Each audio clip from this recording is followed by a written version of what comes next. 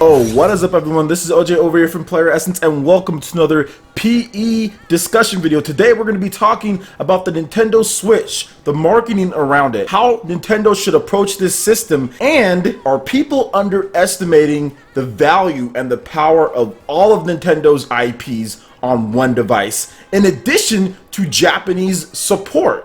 So let's go ahead and get into it. So I've seen a lot of different stuff from writers. I think there was an article on Nintendo Enthusiast talking about the Nintendo Switch, how you should market it, or how Nintendo should market it as a portable first and then a console second, so it doesn't make the specs that are rumored at this point seem that bad. So to me, that's like damage controlling your own system because you want people to feel one way that it shouldn't be as powerful because it's a portable, so take it as it is.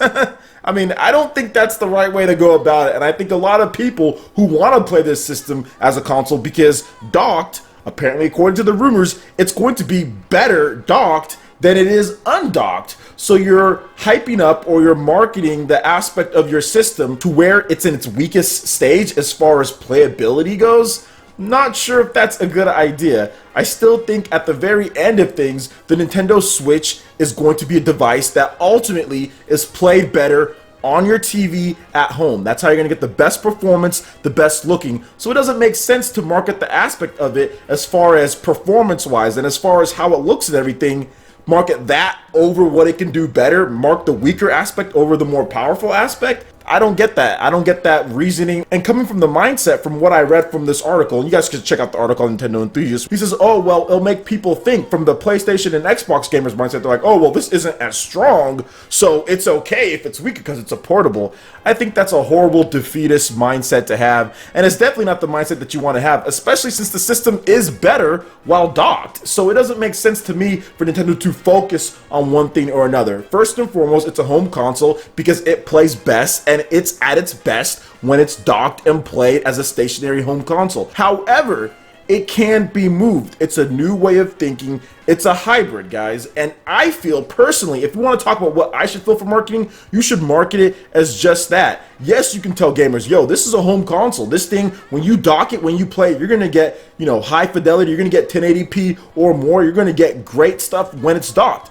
But at the same time, you can take that same game that you want to play and take it and go somewhere else. You can play with your friends at the park. You can go to their place and have it. No more convoluted, complicated setups for Smash Bros. Tournaments when you're talking about between Super Smash Bros. Melee and Super Smash Bros. For Wii U, which there's going to be a Switch port, and there's going to be GameCube Virtual Console with Super Smash Bros. Melee, at least it's rumored at this point. No more complicated setups and multiple devices. You just bring your Switches, bring your TV, and bam, you've got both games on one system. There's so many advantages to this system actually being a hybrid. When you think about it in the grand scheme, there's no need to try to push one more than the other. If anything, you're doing a disservice to what this system can do. When you saw Nintendo, as far as the preview trailer for the Nintendo Switch, they saw both aspects of it. You saw people taking it out, and you saw people playing at home. It was about 50-50. It was even. But at the same time, I don't think you should really push one more than the other. Nintendo says it's a home console first and foremost, but that's because if you look at the games so far that's been confirmed at this point, they're all more of the console style games and not portable style games. So to me, it doesn't make sense to push it one thing more than the other, just to make people feel better because the specs might not line up with other home consoles on the market. At the end of the day, yes, specs are important, I get it. Yes, power, all that is important. But games are also very, very, very important. I think that more than anything. So if Nintendo can sell the system and get games on there and put their games out, that's going to lead to sales. That's going to lead to more people buying the system, not some type of convoluted marketing to make people not feel bad about this system as far as the specs go because you're marketing it one way or another. All Nintendo needs is good marketing and solid marketing, and basing it off of that preview trailer that has what, over 20-something million views at this point or something like that. I'm not really sure. Seems like the marketing is going to be okay because that preview trailer was very good for the most part, and even had some viral stuff with Karen and all of those things. So overall, I think so far there's been a success when it comes to the marketing of the system, when it comes to the official marketing of the system from Nintendo's perspective. Now, moving on to a couple different things, I think people are really underestimating the value of having all of Nintendo's IPs on one system. And here's the reason why I say this. I say this because you look at the Nintendo 3DS, that got the bulk of Nintendo's games, right? And look at how it did. 61 million units worldwide. Yes, it didn't sell as much as the DS did before then, but still, 61 million units without as much third-party support, because the Nintendo DS got way more third-party support from Western developers and even a little bit more from Japanese developers than the Nintendo 3DS. And that really comes from Square Enix supporting the DS a little bit more than they supported the 3DS. They still supported the 3DS, but just not as good as they supported the DS, and other companies as well. But at the same time, I still think that if you have all of Nintendo's IPs on one system, think about that. So think about all of the games that came to the 3DS, all of the games that came to the Wii U, and imagine that was on one system. That is going to be a powerful force to be reckoned with all of Nintendo's developers on one system. I think that can go a long way, just having all of that, because one of the biggest problems with the Wii U and with the Nintendo 3DS, when you look at it, was the split fan base, was the split amount of games. When a game came out on 3DS, people said, man, I wish that was on Wii U. When a game came out on Wii U, 3DS users were saying, man, I wish that was on 3DS. So at this point, you've solved that issue, and I underestimated that issue before this Nintendo Switch was shown off. But now that I'm looking at it, and I've talked to people here and there, that is going to be something that is huge. Every single game Nintendo makes is going to be able to play on this system.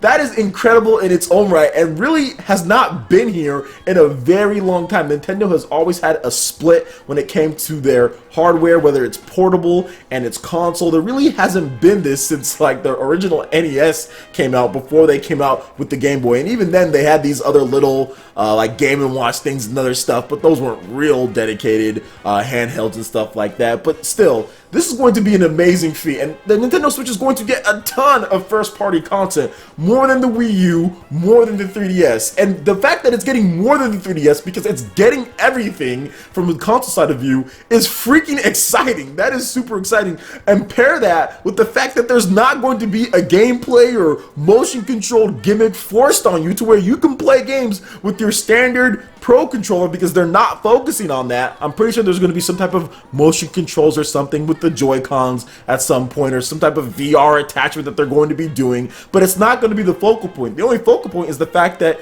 it can switch, that it can go from a console to a portable, and the marketing right there is genius, to be honest. But that's the thing, guys, like to where you can be able to play all of your games normally on your TV docked. In addition to taking that, that's going to be big for me on my lunch breaks. I have to admit, like when Smash Bros comes out on there, or when there's like a Bravely Third, or when there's like an RPG on there, I am definitely going to be taking that and playing it on my lunch breaks when I get the opportunity, when I do get a lunch break. Sometimes I have to work through because of the amount of calls that I have to get back, but still, I think that's exciting, and I think people are kind of underestimating that. In addition to that, I don't think people are kind of looking at it from a portable standpoint. You look at the support that the Nintendo 3DS got because of Japan, and because of how big portables are in Japan.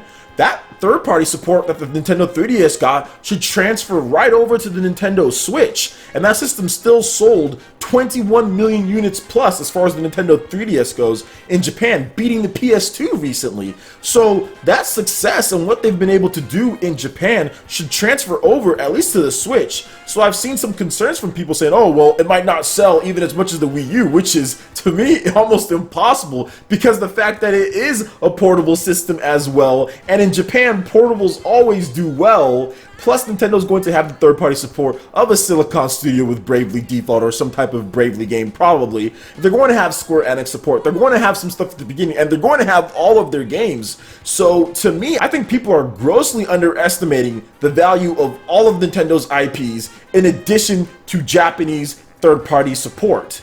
Yes, Western is big. Yes, most of us do live in the Western territories. That's why people are putting the emphasis on Western third-party support. But I just don't think people are really talking about when it comes to Japanese support and what that did for the Nintendo 3DS. Not only that, but what that did for the PS Vita. That system sold okay in Japan, all based on third-party support there and the fact that it was a portable. You've got the Nintendo Switch, which is leagues more powerful. It's probably going to have a lot more content for it. I still see this device doing very well there and getting all that Japanese support to come worldwide. So if you look at what Nintendo has with the first party development and getting that Japanese third party support that the Nintendo 3DS has, and what they were able to do with the 3DS as far as system sales and software sales, that should transfer over pretty nicely over to the Nintendo Switch. And I think it's something that people just aren't talking about enough and are really focused on power and focused on Western developers, but they're not really talking much about third party developers in Japan. And when they do, it's only just like a few developers, like let's say Square Enix with Final Fantasy or something like that. So I definitely think some of the talk when it comes to Nintendo Switch should focus on the fact that the Nintendo 3DS has that fan base and has those Japanese third parties, and that should transfer over to the Nintendo Switch. And from what we've seen from Nintendo has revealed as far as a sampling of their third party partners, a lot of those Japanese developers are on that list. So I just think that it's a talking point, and maybe more people need to pay attention to that, because it seems to me like there's a lot of focus on Western, which is of course cool. I mean, look at PS4, 8th generation leader at this point, selling crazy amounts, and a lot of it is due to Western support. But even with the PS4, that has a ton of Japanese support as well. It gets a lot of Japanese games on the system, and while it's not doing as well in Japan when it comes to like breaking it up between like Europe and North America and all that, it's still doing okay, it's still selling, and still getting a lot of Japanese support, and pretty much selling a lot more than what it was at the beginning once the Japanese support started coming in. So I definitely think that there could be value to that, and people need to start talking about that just a little bit more, in my opinion. Let me know what you guys think in the comment section below. Alright guys, that wraps it up for this video here. Go ahead and hit that like button if you did like it. Lets me know you guys want more content like this going forward in the future, and subscribe to PlayerEssence for more news, reviews, trailers, tips and tricks, and everything in gaming. Thank you so much for watching, and we'll see you guys for the next video. Peace.